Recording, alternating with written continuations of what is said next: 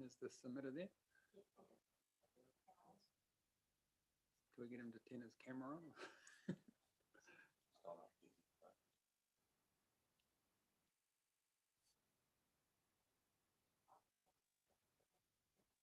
Yeah. I'll ask him through here.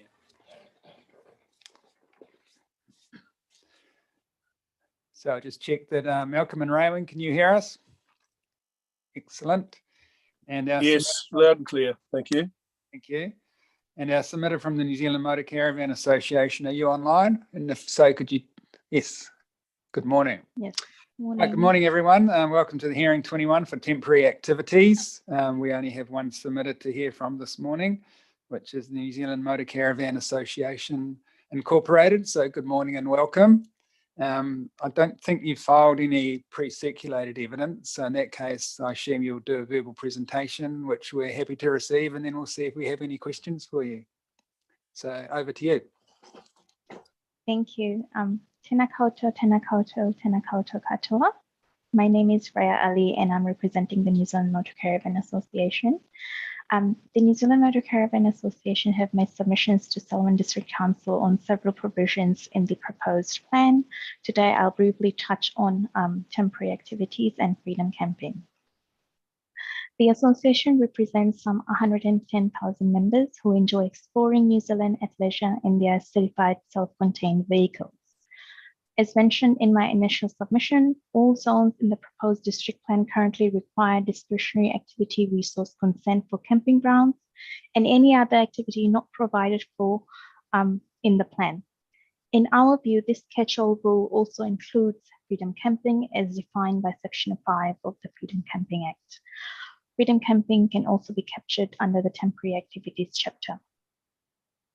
The Freedom Camping Act, Reserves Management Act 1997, Reserve Management Plans, and Council's bylaws regulate where freedom camping can occur in the district. Although Selwyn District Council have information relating to freedom camping on their website, they might consider developing a future policies and bylaws around freedom camping. However, the activity may still require resource consent depending on the rules in the district plan. Such an outcome would frustrate the intent of the bylaw and confuse visitors where they can and cannot legally freedom camp. We submit that it would be more appropriate to explicitly exclude freedom camping from the plan and avoid the need for a land use consent in areas where council bylaw or reserve management plan permits freedom camping. We also note that other district plans, for example, Dunedin's second generation plan, explicitly notes freedom camping is not managed by the plan, rather it is managed through the bylaw. Moreover, I note the Section 42A report recommends changing the definition of camping ground facility, noting that freedom camping and park over properties can be included as part of temporary activities, which means in turn resource consent would be required if standards are not met. As discussed in my email with planner Jessica Tui-Lepa from the Selwyn District Council, people visiting the district in their caravans, they can visit families and friends, which is also considered a temporary activity as long as they comply with the duration and frequency standards. This in turn means, for example, if somebody visiting their friends or family within the district cannot stay for more than 5 days without requiring the need for a resource consent, whereas an individual with a motorhome can stay for longer. We are still of the opinion that council should have specific exclusion in the proposed district plan for freedom camping. Having such restrictive rules in the plan will confuse members of the public as well as council monitoring and compliance officers. I recommend Selwyn District Council reconsiders these options presented with a view to change some of this provision, including explicitly excluding freedom camping from the district plan. Thank you. Thank you very much for that. Just before I see if we have questions for you, the verbal presentation that you just gave, are you able to provide a written copy of that to the hearings administrator, and then we can be provided with that as well? That would be helpful. Yes, I can do so. Thank you. Thank you very much. We'll see if we have questions for you, starting with Malcolm. Any questions? No questions. Raywin, any questions? Yes, I do have a couple of questions. In your further submission, you say that freedom camping is not considered a sensitive activity because it's transitory and temporary. Yeah. I'm not sure about that because freedom campers sleep, and sleepers can be susceptible to noise, for instance. So even short-lived effects are effects, aren't they? Yes, but in my submission, are you talking about further submission to freedom camping, or was it camping grounds? I'm just going to check. Yeah. It's your it doesn't specify what it is, what submission it comes under. It's dated 10th of May.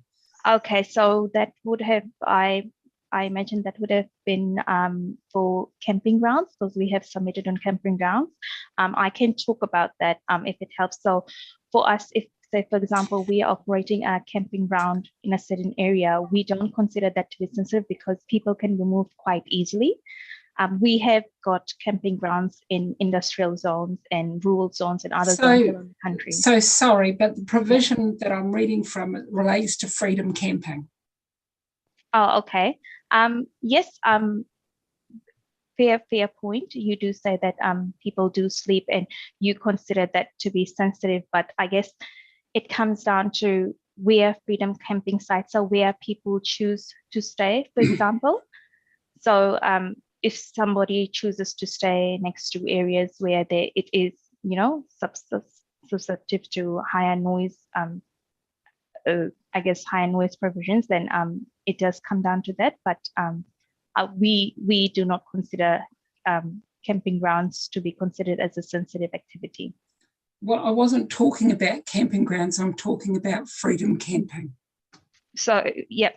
So that sort of comes into play. So you're of the opinion that it is susceptible to noise. No.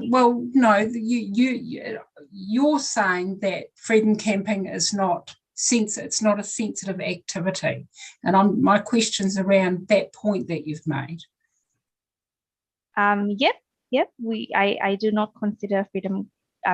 I can have a look. I do apologize. I don't have that information here in front of me, but I can have a look back at it and I can come back to you with a response if that's acceptable. Yes, please. Yes. Yeah. And my second point, again, it's on freedom camping. Freedom campers may visit the same places each time they camp, even though they might experience an adverse effect. So while each day might be short and transitory, if they camp at the same places over a period of time, the effects can be long-term. Do you not agree? 1 second. So you're saying if somebody stays at a freedom camping site over and over again, the effects can be long-term as opposed to short-term. To some extent, yes, I do. I do agree to that. Yeah. And that relates to it being a sensitive activity.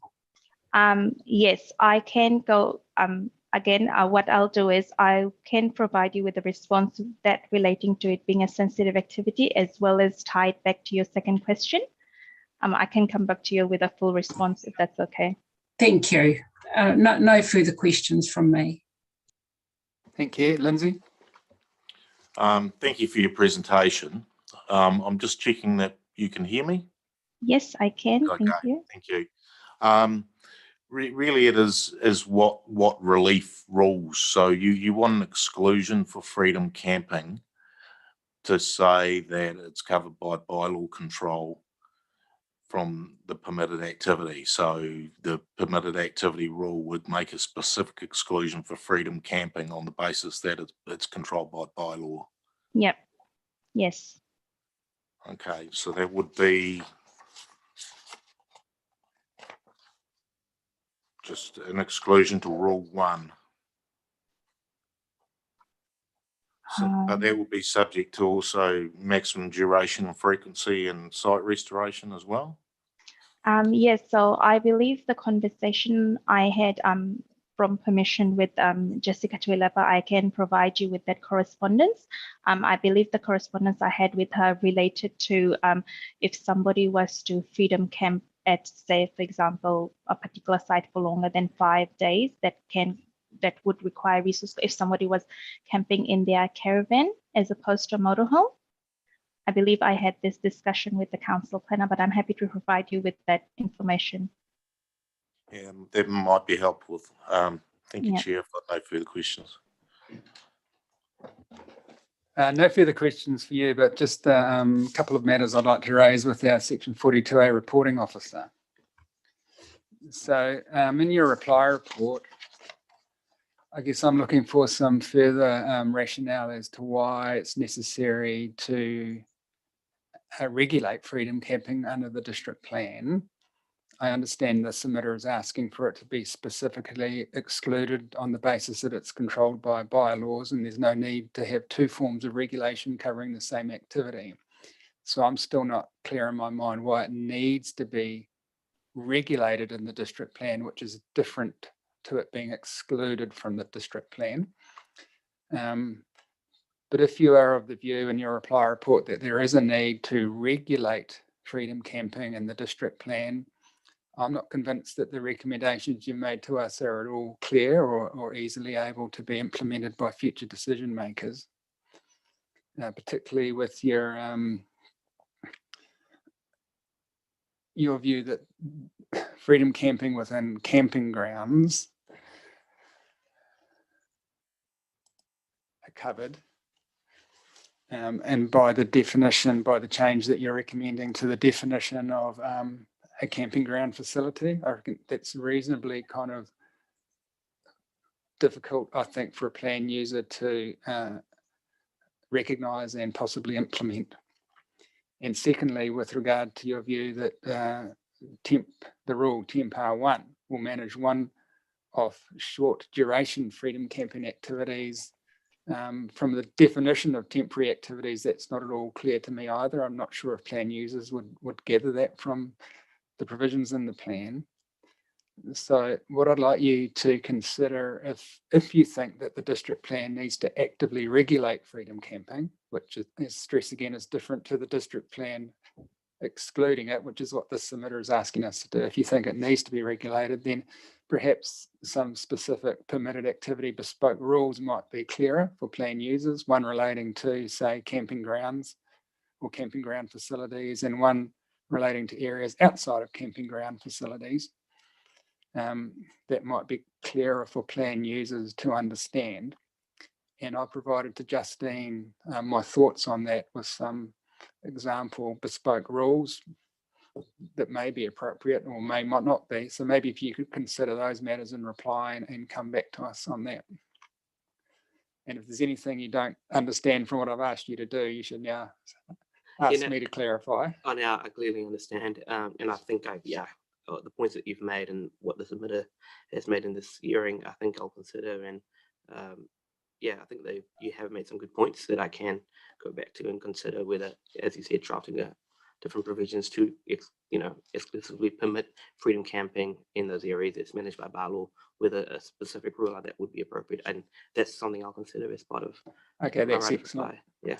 And so, Justine, if you could provide Mr. Both of the material I provided to you earlier in the week, or it might have been last week, I can't recall, that would be helpful. And then Mr. Both, you can respond to that, and it sets out probably in a more understandable manner the points I've just tried to address to you verbally. Now, is there any other matter you wanted to address to us as part of this now, or would you rather have all of your response to us in the reply report?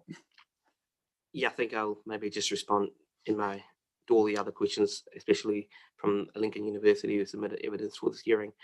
They have requested some changes to the recommendations I made in my Section 42A report regarding one of the rule requirements. I can respond to those points in my reply report. Excellent. So it will, I can provide a much more detailed response to that than in the hearing, I think. Okay, no, that's fine. And just timing wise, what's in terms of your workload, what sort of timing are you anticipating for getting a reply report to us? It's basically, I think, as soon as possible. I think 2 weeks or what the time? 2 weeks, I think. Within 2 weeks, I can get back to you guys. Excellent. With my reply report. That's great. So if you can aim to have the reply back to us within a fortnight from now, that would be helpful. Yes, we'll do. Excellent. All right. Thanks very much. So I'll just check with the panel. Do any panel members have any questions for Mr. Botha that they'd like to see him incorporate into the reply report, Lindsay? No? Raywin and Malcolm? No, thank you. All right, excellent. Well, thank you very much. And thank you very much to our submitter for appearing on Zoom this morning and for answering our questions. And we look forward to seeing your written material in terms of the verbal presentation you gave to us. Thank you. Thank you so much. Thank you very much. And so Thanks. we're now adjourned until our next hearing, which is at 11:15.